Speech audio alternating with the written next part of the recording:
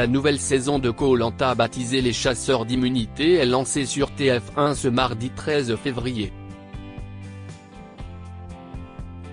On fait le point sur tout ce qu'il faut savoir sur l'émission avant le démarrage de cette édition inédite. 3, 2, 1. Partez. La nouvelle saison de Koh-Lanta est à l'antenne de TF1 depuis le mardi 13 février 2024. Les stratégies, les candidats au parcours remarquable, les records battus sur les épreuves de confort et d'immunité. Tout cela vous avait manqué ? Lors du lancement de l'émission, Denis Brognard a accueilli un casting totalement renouvelé sur les plages du Pacifique. Après la victoire de Frédéric lors de la dernière saison dont la finale a été diffusée le 13 juin dernier, 20 candidats font tout ce qui est en leur possible pour inscrire leur nom au panthéon de l'émission. Découvrez toutes les infos sur Koh-Lanta, les chasseurs d'immunité. Quand reprend Koh-Lanta sur TF1 et en replay sur TF1+. Quel jour est diffusé le jeu de survie? Quand commence Koh-Lanta en 2024? Alors que la dernière saison de Koh-Lanta avait été lancée le 21 février l'année dernier, l'émission est arrivée un petit peu plus tôt cette année. Pour découvrir le premier épisode de Koh-Lanta, les chasseurs d'immunité, il fallait se brancher sur TF1 le mardi 13 février dès 21h10. En cette veille de Saint-Valentin, l'occasion était donc parfaite pour commander un bon repas, allumer de belles bougies et profiter du spectacle. Comment regarder Koh-Lanta gratuitement? Il suffit d'être au rendez-vous tous les mardis soirs sur TF1 dès le mardi 13 février. Vous n'êtes pas disponible? Pas de panique, vous pourrez regarder l'épisode que vous avez manqué en replay sur la plateforme de streaming TF1+. Koh-Lanta 2024, quelles sont les nouveautés de la prochaine saison? Si cette saison de Koh-Lanta est intitulée Les Chasseurs d'Immunité, ce n'est pas pour rien. Les stratégies sont au cœur de cette édition après plusieurs colliers mis en jeu tout au long de l'aventure. Il y en a plus que d'habitude et ils ont pour certains des pouvoirs inédits et très puissants qui vont venir bouleverser les stratégies, a promis Julien Magne, directeur général d'Alp, lors de la conférence de presse du programme. Pour mettre la main dessus, il faut d'abord trouver des indices, parfois lors des épreuves, sans se faire prendre par ses camarades. Après la réunification, Denis Brognard mettra systématiquement en jeu un indice au début de chaque épreuve de confort. Certains colliers sont à jouer immédiatement, d'autres peuvent être gardés pendant un petit moment. Certains peuvent être cédés à un aventurier de son choix, d'autres doivent impérativement être gardés pour soi. Cette année, il y a entre 6 et 8 nouvelles épreuves. La production n'a évidemment pas oublié les jeux emblématiques. Cette année, on verra par exemple le radeau le plus rapide de l'histoire.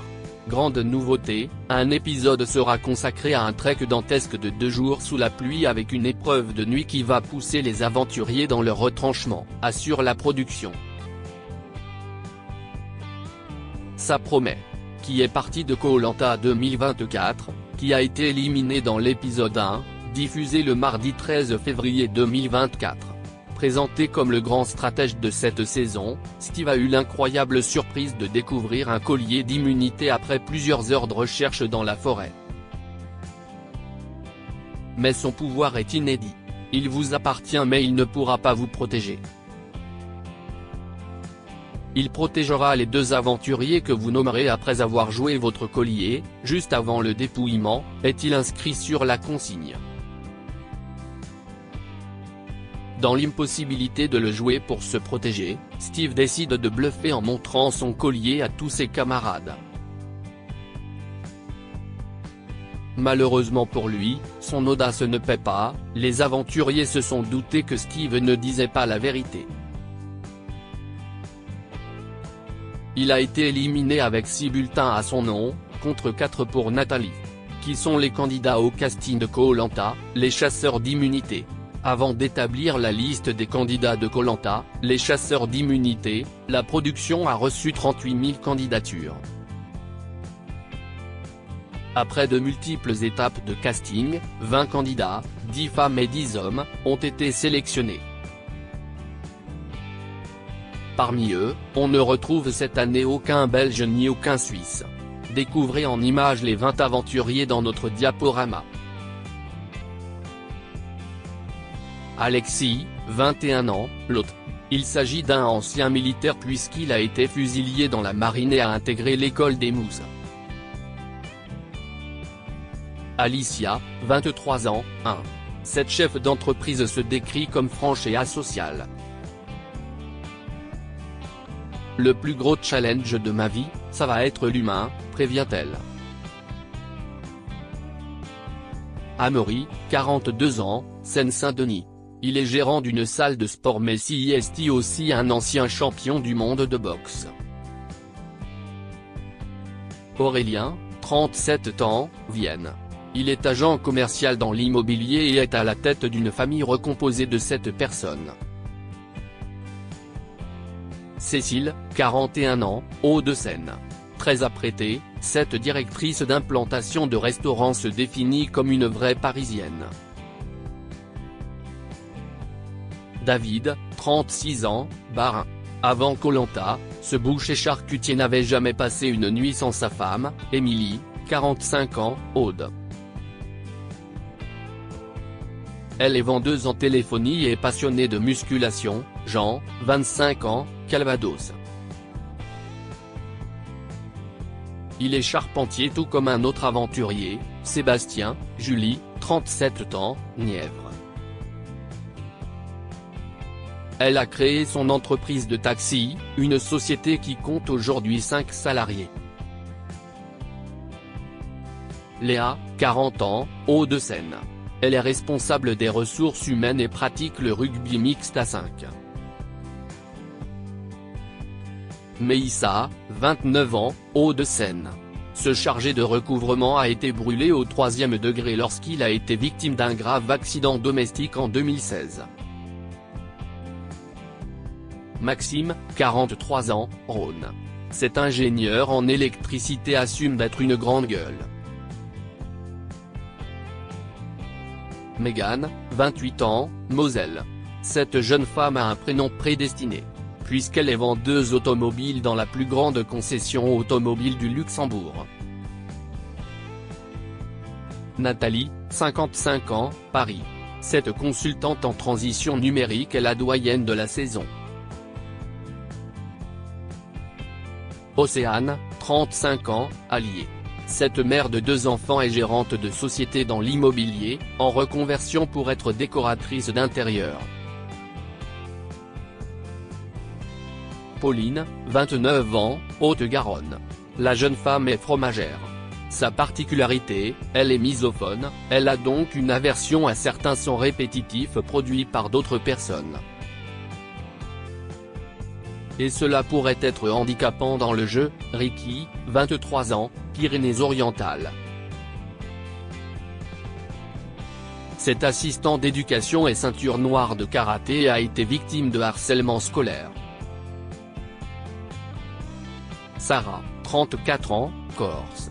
Experte comptable de métier, elle est hyperactive et promet de faire des étincelles sur le camp. Sébastien, 30 ans, Pyrénées-Atlantiques. Ce charpentier voudrait gagner Koh-Lanta pour construire sa maison. Steve, 34 ans, Pyrénées-Orientales.